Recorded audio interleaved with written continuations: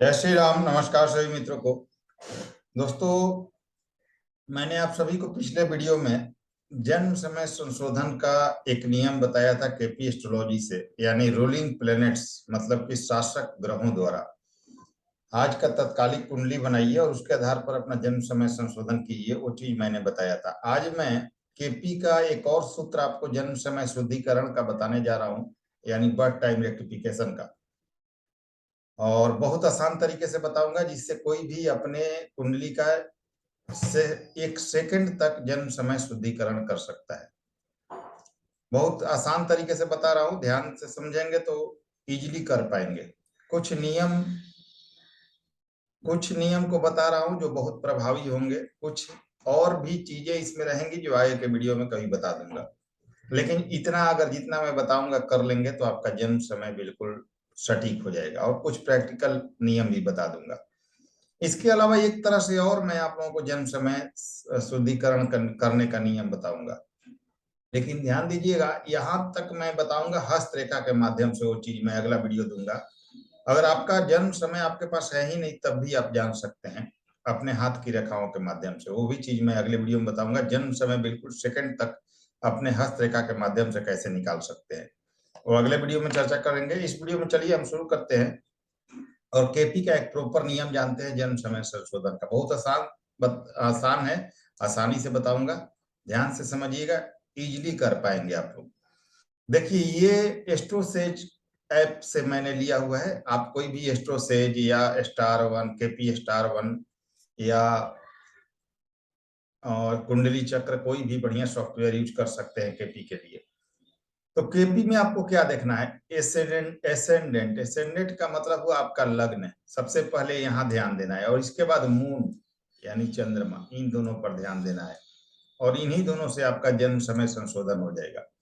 कैसे करना है देखिए, पहला जो नियम है जन्म समय संशोधन करने का, तब बिल्कुल परफेक्ट माना जाएगा आपका जन्म समय है जब आपका लग्न का सब लॉर्ड, यानी एस जो यहाँ लिखा हुआ है, सब लॉर्ड का मतलब हुआ उप नक्षत्र स्वामी।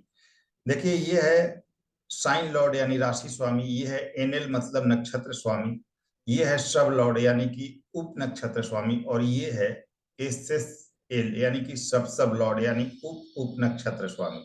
चंद्रमा में भी वैसे ही है। चंद्रमा का कोई साइन लॉर्ड होगा यानी राशि लॉर्ड, कोई नक्षत्र लॉर्ड होगा, कोई उप नक्षत्र स्वामी होगा, सब लॉर्ड होगा, और कोई उप नक्षत्र स्वामी होगा। इन्हीं से हमें मतलब है। कैसे जन्म समय संशोधन करेंगे, पहला स्टेप क्या है, तो देखिए नियम ये कहता है कि आपका लग्न का सब लॉर्ड यानी कि लग्न का उप नक्षत्र स्वामी और चंद्रमा का नक्षत्र लॉर्ड, यानी दोनों को मैं मार्क कर देता हूं।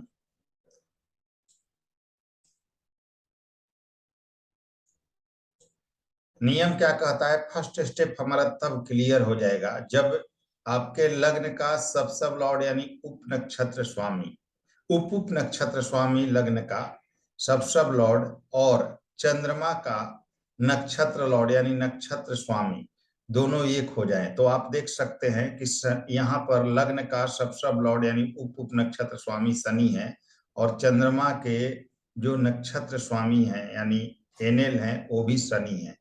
तो दोनों का एक दूसरे से मिलान हो गया। इसका मतलब लग्न का सब लॉर्ड शनि और चंद्रमा का नक्षत्र लॉर्ड शनि दोनों एक हो गए। इसका मतलब है कि ये जन्म समय हम सही मान सकते हैं। आगे कुछ और प्रोसेस है, वो भी मैं आप लोगों को बताऊंगा। अगर ये मिलान नहीं होता है तो फिर क्या करना है आपको। अब देखिए, मैंने आप लोगों को अभी बताया कि अगर हमारे लग्न और मून को देखें यानी चंद्रमा को देखें, तो कहने का मतलब है कि लग्न का अगर सब लॉर्ड शनि है और चंद्रमा का स्टार लॉर्ड शनि है, तो दोनों एक दूसरे में मैच कर गए, तो हम मान सकते हैं कि फर्स्ट स्टेप में हमारा जन्म समय बिल्कुल सही है। अब अगली प्रक्रिया करेंगे, लेकिन दोनों मैच नहीं करे तब क्या करेंगे हम। तो मान लेते हैं यहाँ पर एसेंडेंट लग्न को लेते हैं, और लग्न का जो सब लॉर्ड होगा हमारा, मान लेते हैं कि शनि ही लग्न का सब लॉर्ड है, सैटर्न। ठीक है, अब नीचे आ जाते हैं मून पर। तो मून का जो स्टार लॉर्ड है वो हम मान लेते हैं कि मार्स है, मंगल है। तो यहाँ पर तो भाई शनि और मंगल दोनों अलग अलग हो गए, तब हम क्या करेंगे? तब क्या ये जन्म समय हमारा फर्स्ट स्टेप में गलत है? जी नहीं, अभी नहीं कह सकते इस चीज को। यहाँ से आगे बढ़ेंगे और दोनों को एक दूसरे के को रूलिंग में मिलाएंगे। को रूलिंग कैसे होता है? कोई भी ग्रह किसी न किसी राशि में मतलब कि रहेगा, ठीक है, और मतलब किसी का एक राशि लॉर्ड होगा, उसका एक नक्षत्र लॉर्ड होगा, उसका एक सब लॉर्ड होगा, और उसका एक एसए सेल यानी सब लॉर्ड होगा, ठीक है। तो 4 भागों में डिवाइडेशन किया गया है इनका, इन्हीं पर केपी एस्ट्रोलॉजी चलती है। तो मान लेते हैं कि दोनों अलग अलग हैं। तो मान लीजिए शनि जो है वह गुरु के राशि में है, ठीक है, जुपिटर के सन के नक्षत्र में है। इसके बाद मान लेते हैं कि मार्स के सब में है यानी कि उप नक्षत्र में है, और मून के एसे सेल यानी सब में है, उप नक्षत्र स्वामी इनके चंद्रमा है। तो ये एसेंडेंट का हो गया कि राशि लॉर्ड गुरु बन के आए, नक्षत्र लॉर्ड सूर्य बन के आए, सब लॉर्ड मंगल बन के आए, और एसे सेल उप नक्षत्र स्वामी चंद्रमा बन के आए। अब उसी तरह मून का करना है हमें। तो मून का मान लीजिए जो कुंडली आप देख रहे हैं उसमें राशि लॉर्ड सूर्य बनकर आता है, फिर जो नक्षत्र लॉर्ड है वह शनि बनकर आता है, उप नक्षत्र स्वामी यानी ये सेल मान लीजिए मून बनकर यानी चंद्रमा बनकर आते हैं, और जो एसे सेल है सब लॉर्ड है वह जुपिटर बनकर आते हैं। सपोज दैट मान लेते हैं हम इस चीज को। तो क्या ये यहाँ पर मैचिंग हो रहा है? तो जी हो रहा है। क्यों? क्योंकि आपका जो लग्न का उप नक्षत्र स्वामी शनि है वह हमारे चंद्रमा के नक्षत्र लॉर्ड में बनकर आ रहा है, यानी कि चंद्रमा का नक्षत्र स्वामी बन रहा है। और जो चंद्रमा का आप देख सकते हैं स्टार लॉर्ड मंगल है वह यहाँ पर आपके लग्न का सब लॉर्ड यानी उप नक्षत्र स्वामी बनकर आ रहा है। तो दोनों एक दूसरे में यहाँ पर को रूलिंग में आ रहे हैं, यानी लग्न में मंगल आ रहे हैं और चंद्रमा में आप देख सकते हैं शनि आ रहे हैं। तो दोनों एक दूसरे से मैच कर रहे हैं। अब देखिए ध्यान इस चीज का रखना है कि जो भी हम मैच कर रहे हैं वह राशि लॉर्ड बनकर नहीं आना चाहिए, यानी राशि स्वामी बनकर नहीं आना चाहिए, नहीं तो जन्म समय गलत हो जाएगा। इसके अलावा नक्षत्र लॉर्ड, सब लॉर्ड या सब लॉर्ड बेसिस पर दोनों में से कहीं भी मैच दोनों हो जाता है तो वह जन्म समय पहले स्थिति में बिल्कुल सही मानी जाएगी। तो आपका लग्न का जो शनि बन रहे हैं सब लॉर्ड वह चंद्रमा में आप देख सकते हैं कि रास नक्षत्र स्वामी बनकर आ रहे हैं, और चंद्रमा के जो स्टार लॉर्ड मंगल हैं वह लग्न के सब लॉर्ड यानी कि उप नक्षत्र स्वामी बनकर आ रहे हैं। तो पहले स्टेप में हमारा जन्म समय क्लियर हो गया यहाँ पर। अब सेकेंड स्टेप में आपको क्या करना है? तो उम्मीद करता हूँ ये चीज आप लोग समझ गए होंगे। सेकेंड स्टेप में क्या करना है कि आर्क सेटिंग भी कर सकते हैं, लेकिन फिर कभी आर्क सेटिंग के बारे में बता दूंगा। चलिए आगे करते हैं। क्या सेकेंड स्टेप में डीएनए मैच करना है हमें, ठीक है। डीएनए मैच होता है आपके ब्लड रिलेटिव से, जो आपसे जिनका आपका खून का रिश्ता है उनसे डीएनए मैच होता है। कैसे होता है? मदर से आप कर सकते हैं, माता से कर सकते हैं। माता के लिए 4th हाउस देखा जाता है, ठीक है। इसके बाद फादर से कर सकते हैं, फादर के लिए 9th हाउस देखा जाता है। इसके बाद छोटे भाई बहन से कर सकते हैं, इनके लिए 3रा भाव देखा जाता है। और बड़े भाई बहन से कर सकते हैं, उनके लिए 11वां भाव देखा जाता है, ठीक है। इतने लोगों से आप डीएनए मैच कर सकते हैं। लेकिन ध्यान दीजिए फर्स्ट चाइल्ड से आपके 5वें भाव को देखेंगे। जब भी आप किसी बच्चे से कर रहे हैं, मान लीजिए कि अपने बेटे से कर रहे हैं आपके, अभी इसके अलावा आप अपने बेटे से भी कर सकते हैं। बेटे का आप ले या बेटी का आप ले सकते हैं कुंडली, और उनसे आप डीएनए मैच कर सकते हैं। तो फर्स्ट चाइल्ड के लिए 5वें भाव से डीएनए मैच किया जाता है कुंडली के 5th हाउस से, इसका हमेशा ध्यान रखेंगे अगर चाइल्ड से मैच कराना हो तो। अब देखिए, अगर ब्रदर या सिस्टर से मैच कराना है तो जातक से जस्ट पहले का या जातक से जस्ट बाद का ब्रदर या सिस्टर होना चाहिए। यानी आपसे जिनका जन्म जस्ट पहले हुआ है या आपसे जस्ट जिनका बाद में हुआ है, उन्हीं से आप मैच करके देख सकते हैं। यहाँ पर स्टेप मदर, स्टेप फादर या स्टेप ब्रदर सिस्टर नहीं चलेंगे, क्योंकि खून का रिश्ता होना जरूरी है। सौतेले माँ बाप या भाई बहन कभी नहीं चलेंगे, खुद के माता पिता भाई बहन होने चाहिए। अब नियम क्या कहता है, मान लेते हैं कि माता की कुंडली में से डीएनए मैच कर रहे हैं आप, तो माता का मून स्टार ले लीजिए। मान लीजिए आपके मदर से आप अपना कर रहे हैं डीएनए मैच की जन्म समय सही हो रहा है कि नहीं हमारा, तो माता का जो मून स्टार है उसे आप ले लीजिए, ठीक है। मून स्टार यानी कि चंद्रमा का नक्षत्र स्वामी जो है उसे ले लीजिए। मान लेते कि माता का मून स्टार यहाँ पर सैटर्न बनता है, ठीक है। और जातक, क्योंकि आप अपने माता से डीएनए मैच कर रहे हैं तो आपके 4th हाउस को देखा जाएगा, ठीक है। आप अपने 4th हाउस, माता को रिप्रेजेंट करता है 4th हाउस, तो माँ के लिए आपने ले लिया, उनका मून स्टार जो है वो शनि है। अब आप अपने 4th हाउस पर आइए, अब 4th हाउस का एसेस से लीजिए, यानी सब लॉर्ड ले लीजिए, ठीक है। अब 4th हाउस का आपका एसेस मान लीजिए यहाँ पर मंगल बन जाता है, ठीक है। अब दोनों को जैसे मैंने ऊपर बताया उसी तरह मैच करके देख लीजिए। अब दोनों अगर एक दूसरे के को रूलिंग में आ जाते हैं तो यह जन्म समय दूसरी प्रक्रिया में बिल्कुल सही है। अगर नहीं आते हैं तो फिर से आप वही प्रक्रिया शुरुआत करें जो शुरू से किया हुआ है आपने।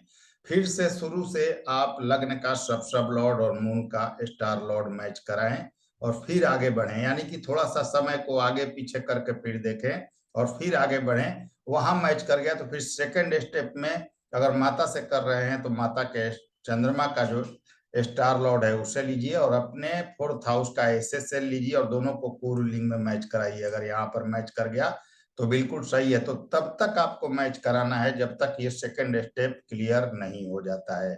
अगर यहाँ पर क्लियर हो गया तो आप मान सकते हैं कि आपका जो जन्म समय है वो बिल्कुल सही है। ध्यान दीजिएगा कि कहीं भी मैच कर रहे हैं तो राशि लॉर्ड बनकर वह नहीं आने चाहिए। राशि लॉर्ड का वैल्यू नहीं होता है मैचिंग में, इस चीज को ध्यान रखिए। आगे के वीडियो में आपको और भी इन चीजों की बारीकियों और डिटेल्स को बताऊंगा, लेकिन यहाँ तक आप सेकंड स्टेप तक कर लेते हैं तो ये मान के चलिए कि आपका जन्म समय अब सही है। जो भी प्रेडिक्शन करेंगे वह बिल्कुल सही होगा। देखिए, तो इसके अलावा कुछ आप प्रैक्टिकल चीजें भी अप्लाई कर सकते हैं। मान लीजिए कोई जातक, और वैसे भी केपी का नियम यह कहता है कि कोई भी जातक आपके पास जन्म कुंडली का विश्लेषण कराने या कोई घटना जानने आया है तो तब तक प्रेडिक्ट मत कीजिए जब तक उसका आप जन्म समय सही नहीं कर लेते हैं, क्योंकि कुछ ही मिनटों में आपका सब लॉर्ड उप नक्षत्र स्वामी चेंज हो जाएगा और पूरी कुंडली ही बदल जाएगी। तो जन्म समय बिल्कुल सटीक होना जरूरी है। तो पहले जन्म समय शुद्धिकरण का नियम जान लीजिए आप लोग, तब जाके आप किसी भी कुंडली का केपी से प्रेडिक्ट कीजिए। बिल्कुल to the point by date prediction कर पाएंगे और जो बोलेंगे वही होगा। बस शर्त यही है, जन्म समय बिल्कुल सही होना चाहिए। इसके अलावा प्रैक्टिकल चीजें क्या अप्लाई कर सकते हैं। मान लीजिए कोई व्यक्ति आता है आपके पास जन्म कुंडली को लेकर, तो भाई उसको अपने करियर के बारे में तो पता है, अपने पिता के बारे में तो उसको पता है, तो आप क्या कर सकते हैं।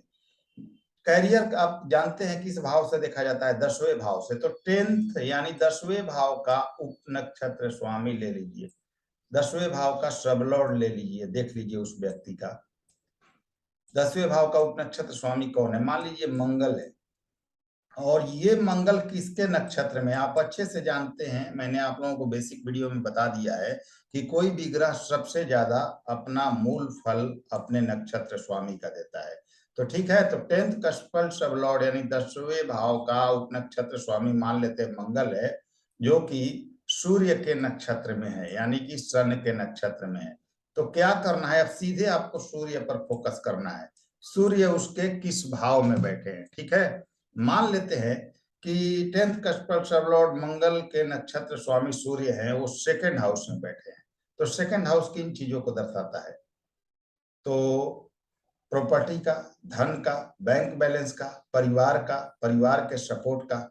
तो आप उस व्यक्ति से सीधा पूछिए कि भाई क्या आपका जो कार्य क्षेत्र है उसमें परिवार का इन्वॉल्वमेंट है किसी तरह से, परिवार का उसमें कुछ लगाव है, पारिवारिक पृष्ठभूमि के तरफ आप कोई ऐसा बिजनेस व्यापार या जॉब करते हैं, या जो जॉब लगी है उसमें परिवार का कोई सहयोग रहा है। सेकंड हाउस आपके कुटुंब का है, तो क्या आपके कुटुंबों का कोई सहयोग मिला है आपके करियर में क्योंकि हम करियर से क्रॉस क्वेश्चन कर रहे हैं, तो करियर में कोई कुटुंबों का, रिश्तेदारों का सहयोग मिला है, बैंक बैलेंस का भी है, गहने और सोने चांदी ज्वेलरी का भी है।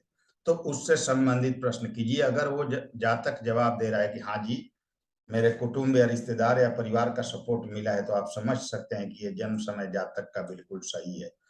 एक चीज और ले लेते हैं, मान लीजिए 9th हाउस को ले लेते हैं, तो 9वां भाव जो आपके पिता का है, तो 9th भाव का उप नक्षत्र स्वामी देखिए कौन है। मान लेते हैं कि सूर्य है, तो सूर्य बैठा है शनि के नक्षत्र में, ठीक है। अब यह शनि को आपको देखना है, ठीक है। शनि आपका कहाँ बैठा है, मान लेते हैं कि वही शनि आपके चौथे भाव में बैठा है। तो चौथा भाव किस चीज का है, आपकी माता का है, आपके घर का है।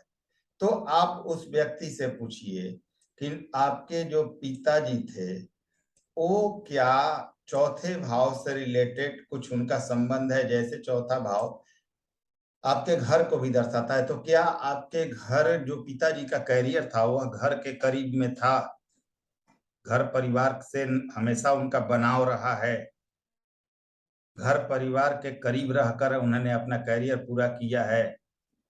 क्या आपके पिताजी ने अपने सर्विस आवर में या बिजनेस व्यापार के आवर में क्या उन्होंने अपना खुद का मकान बनाया है। ये चीजें इस तरह से आप कोरिलेट करें तो आप बिल्कुल आसानी से समझ जाएंगे कि जो जातक जन्म समय लेकर हमारे पास आया है वह सही है कि नहीं। इसके बाद आप प्रेडिक्शन कीजिए, आपका प्रेडिक्शन 100% सही होगा और वही होगा जो आप बोलेंगे। तो दोस्तों उम्मीद करता हूं कि यह चीज आपको आसानी से समझ में आया होगा कि जन्म समय संशोधन कैसे करते हैं। आगे के वीडियो में मैं हस्तरेखा के माध्यम से आप सभी को जन्म समय निकालना अगले वीडियो में बता दूंगा। चलिए वीडियो पसंद आया हो तो लाइक करें, शेयर करें, सब्सक्राइब करें। अगले वीडियो में फिर से मिलते हैं, तब तक के लिए नमस्कार, धन्यवाद।